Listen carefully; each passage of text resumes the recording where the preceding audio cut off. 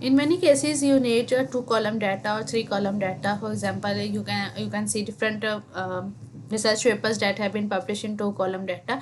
And if you want to change your Word document also from one column to two column data, then you just go to layout. From layout, you can see the option of here columns, and from when you click on columns, you can select the column here. For example, if you want to change this one column into two column, when you click on two column, this will data will appear as this one.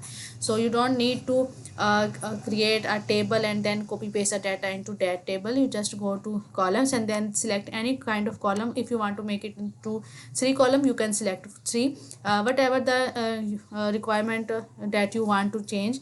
For example, if you want to keep the left column as small and right column as larger, then you can adjust the columns from these point. Go to layout, then click on column and change the column number according to your requirement. Thank you very much.